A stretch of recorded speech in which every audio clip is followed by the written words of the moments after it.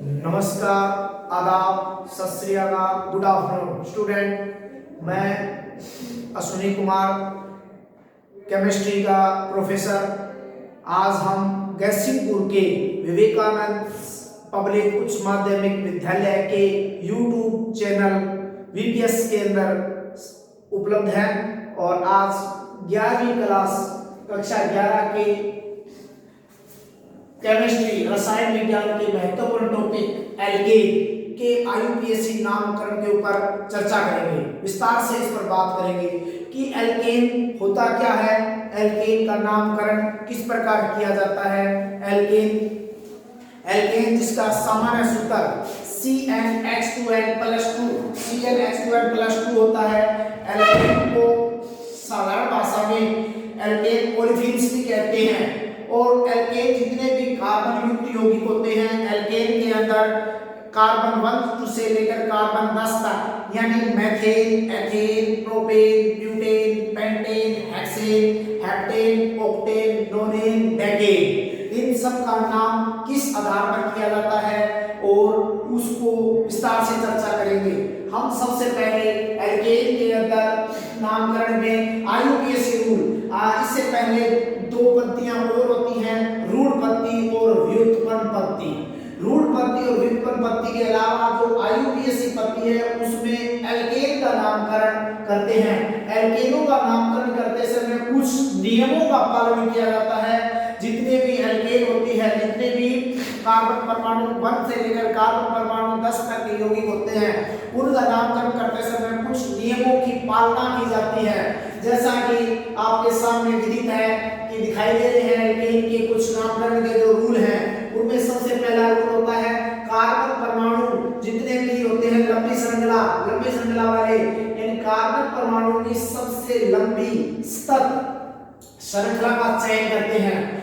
यानी कार्बन परमाणु की जो सबसे लंबी श्रृंखला होगी उसी का चयन किया जाता है और उस यौगिक को जो कार्बन परमाणु में होता है उस श्रृंखला में, उस यौगिक में, उस यौगिक को उस श्रृंखला का व्युत्पन्न मान लिया जाता है।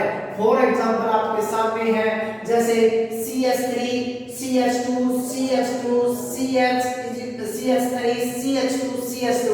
इस श्रृंखला के अंदर देखा जाए तो इस श्रृंखला में कार्बन की संख्या कितनी है? 6।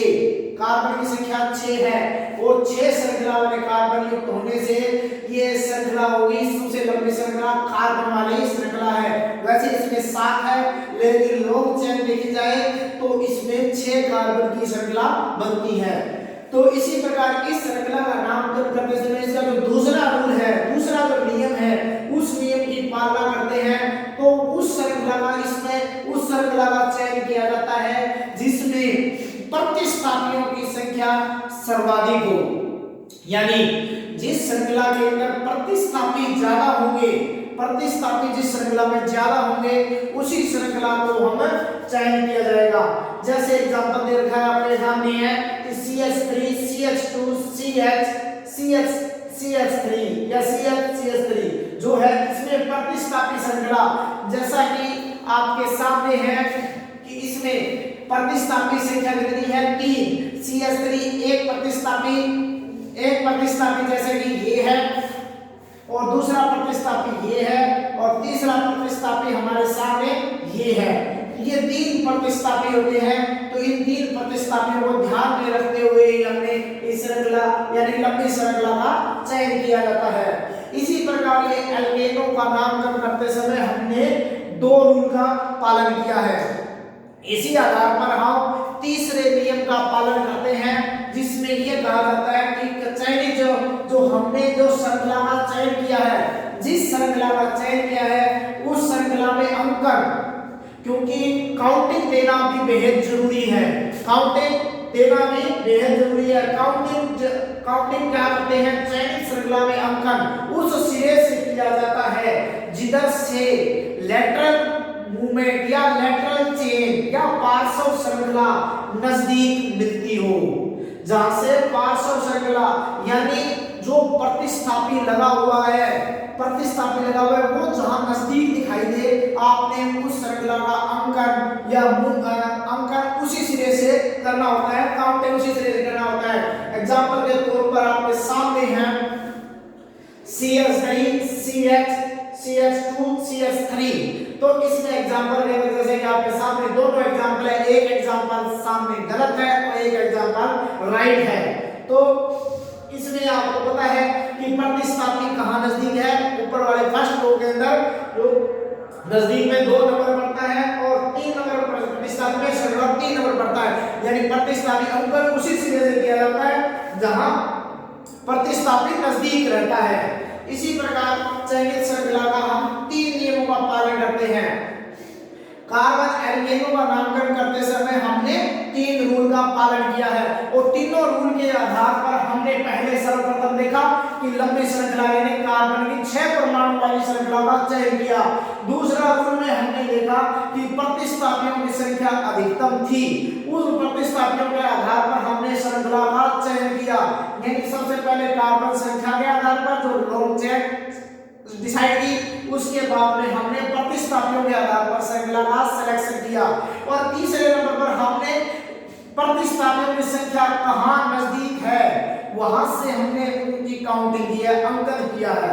इस प्रकार 3 रूल पालन करते हुए चौथा रूल जो होता है वो पार्श्व श्रृंखला के दोनों सिरों, अगर यदि पार्श्व श्रृंखला के दोनों सिरे पार्श्व श्रृंखला के दोनों सिरों से बराबर दूरी पर अंकन हो, यदि पार्श्व श्रृंखला दोनों सिरों से बराबर दूरी पर हो, यानी जो लेटरल चेन होती है वो दोनों सिरों से बराबर दूरी पर हो, तो हमने क्या करना है कि पार्श्व श्रृंखला का अंकन उस सिरे से किया जाता है जहां से पहले अंग्रेजी वर्णमाला क्रम के अनुसार जो पहले चेन आएगी उसका ही पहले नाम लिखना है या अंकन करना है।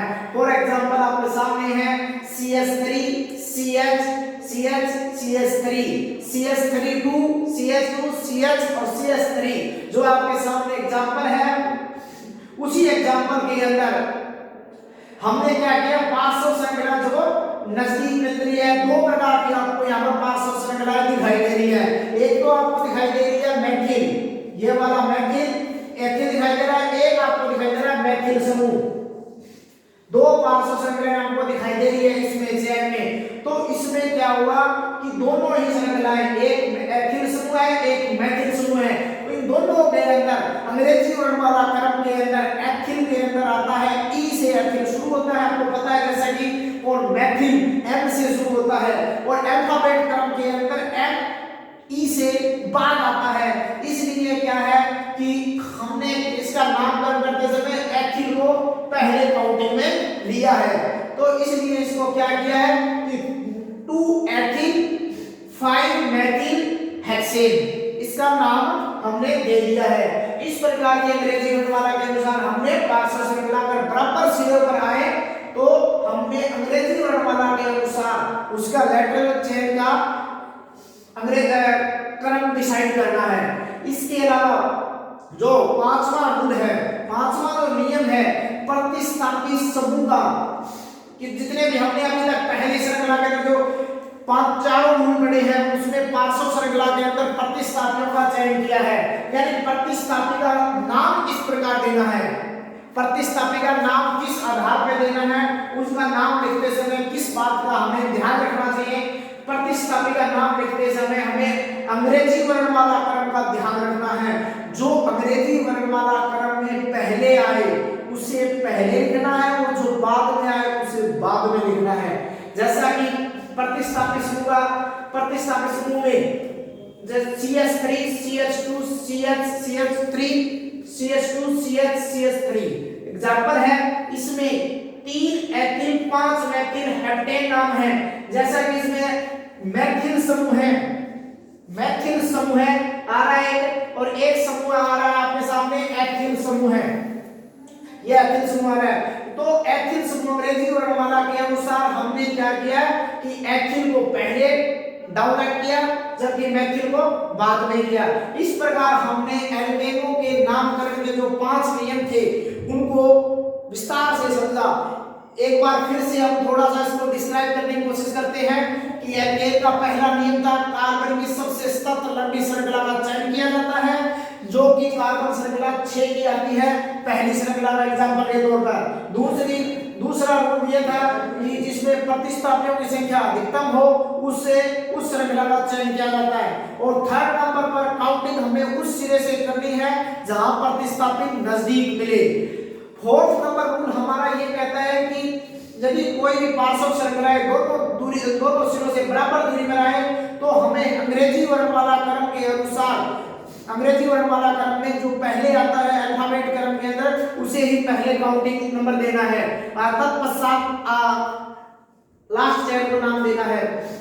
और पांचवा प्रतिस्थापित समूह का नाम लिखते समय प्रतिस्थापित समूह को अंग्रेजी वर्णमाला क्रम के अनुसार ही ध्यान रखा जाता है कि उन्हें किस प्रकार क्रम में रखना है, यानी पहले अल्फाबेट के अनुसार ही किया जाता है। इस प्रकार हमने आज एलकेन के नामकरण के नियमों को विस्तार से समझा। Thank you very much.